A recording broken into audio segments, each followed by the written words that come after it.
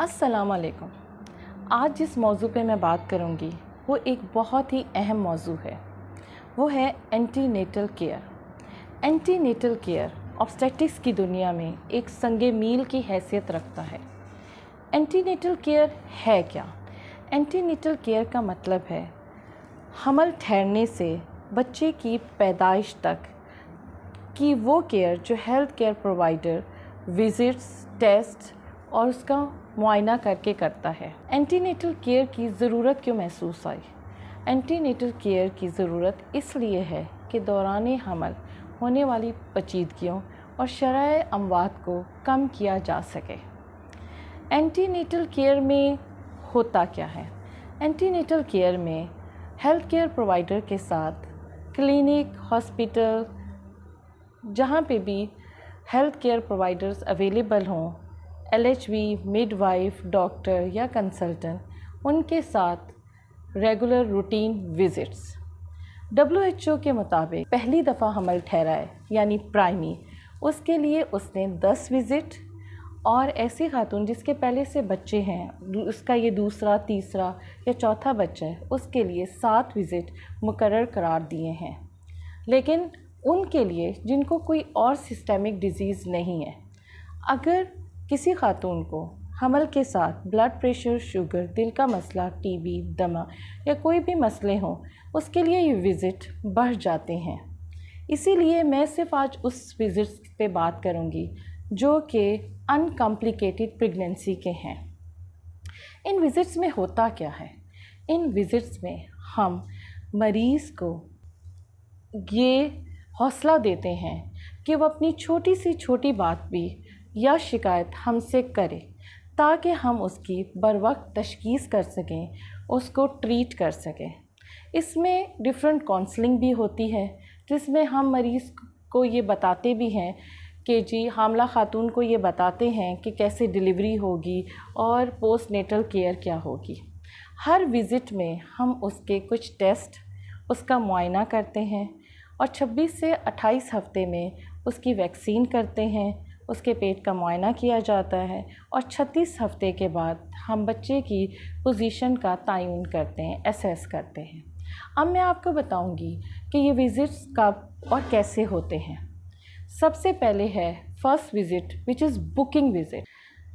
Booking visit बहुत ही important visit है, क्योंकि इसमें हम पेशेंट प्रोफाइल जानते हैं, पेशेंट का नाम, हस्बैंड नेम, एज, उसका एड्रेस, उसकी शादी को कितना अरसा हुआ है, उसके पहले कितने बच्चे हैं, अगर हैं तो सबसे छोटे बच्चे की उम्र क्या है, उसके उन बच्चों की पैदाइश के दौरान कोई कॉम्प्लिकेशन तो नहीं हुई, उन हमल में कोई मसला तो नहीं हुआ, माहवारी की आखिरी तारीख क्या है, उससे हम ड्यू डेट निकालते हैं, उसी से हम ड्यूरेशन ऑफ प्रेगनेंसी का पता करते हैं।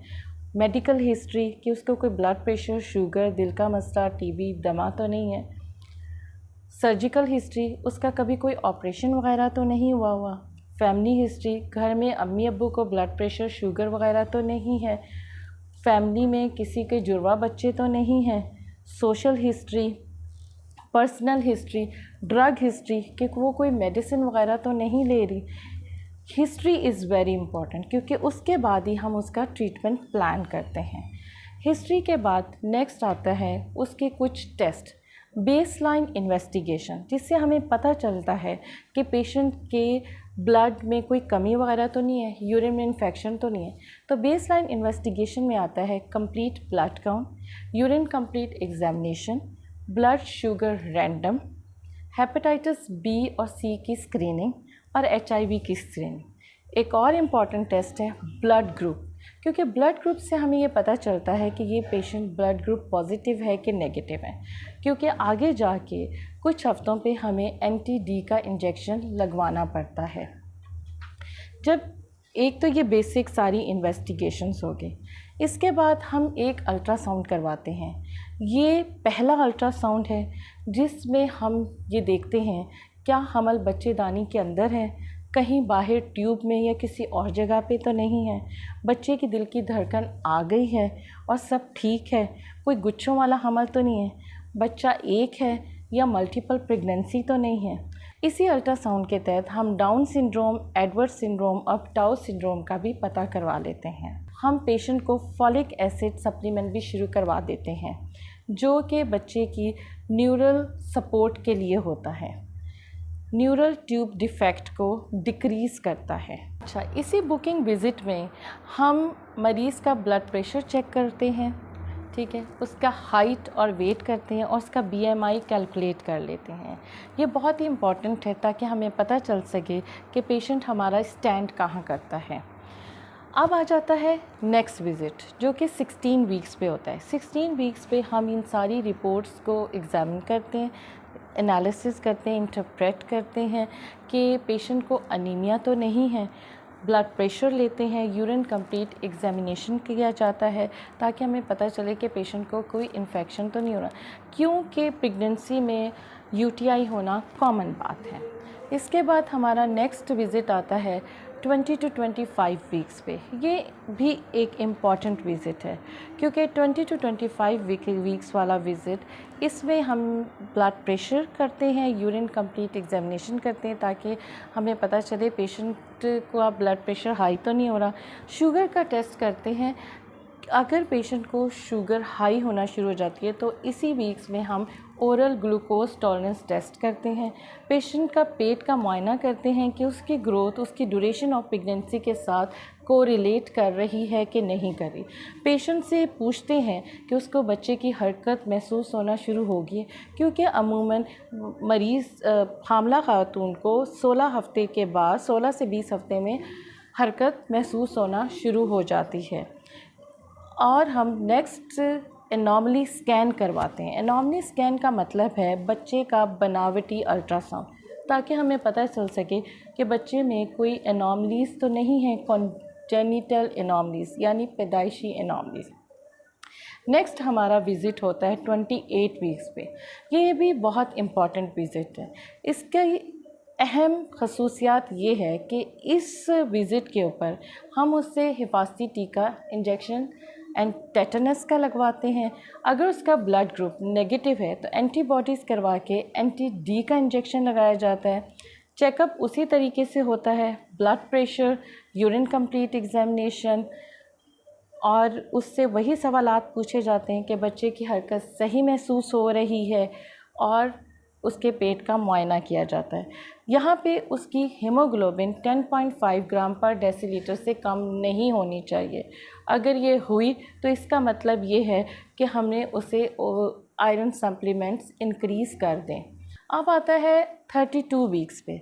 32 वीक्स के ऊपर हम ब्लड प्रेशर करवाते हैं, यूरिन कंप्लीट किया जाता है, पेट का मुआयना किया जाता है, साथ में बच्चे की हरकत का पूछा जाता है, और इसके अलावा हीमोग्लोबिन को चेक किया जाता है कि कहीं अनीमिया वगैरह तो नहीं है। अगर अनीमिया ओरल सप्लीमेंट से करेक्ट नहीं हो रहा तो हम उन्हें वीनोफर के इंजेक्शन वगैरह लगाते हैं। इसके बाद आता है 34 वीक्स पे। 34 वीक्स पे हम ये सब कुछ करते हैं जो कि हमने 32 वीक्स पे किया था। इसके अलावा हम ये चेक करते हैं कि एंटीबॉडी टाइटर करवाते हैं और anti-D का इंजेक्शन लगाया जाता है।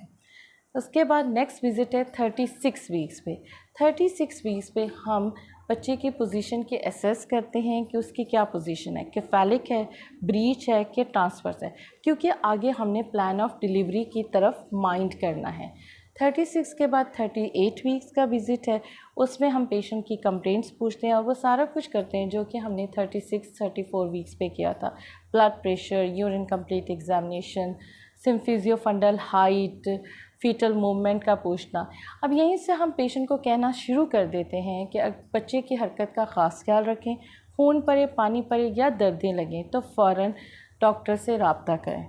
38 वीक्स के बाद पेशेंट 40 वीक्स पे आती है, उसमें भी हम यही चेक करते हैं। उसके बाद पेशेंट 41 वीक्स पे आती है। अब 41 वीक्स पे जो है ना, हम पेशेंट की स्वीपनिंग करते हैं और उसके साथ नेक्स्ट इंडक्शन का प्लान करते हैं, प्लान ऑफ डिलीवरी डिस्कस करते हैं और उसको बताते हैं कि कुछ भी हो सकता है। वो सारे नुकसानात और फ़वाइद बता सकते हैं जो कि दौरान डिलीवरी हो सकते हैं। ताकि वो पहले से प्रिपेयर हो सके। ये बहुत इम्पॉर्टेंट विज़िट होता है। इसमें हम मरीज़ को जिसका पहला हमल है उसको बताते हैं कि दौरान डिलीवरी या दौरान लेबर आपको क्या क्या मसले हो सकते हैं, दर्द की शिद्दत कितनी हो सकती है, आपने कैसे उसको मैनेज करना है, किस तरीके से आपने पेन्स लेनी है, दौरान डिलीवरी आपने किस तरीके से कोऑपरेट करना है। उसके बाद उसकी पोस्ट नेटल केयर। ये थे वो सारे स्टेप्स, सारे विज़िट्स जो कि एंटीनेटल केयर में आते हैं।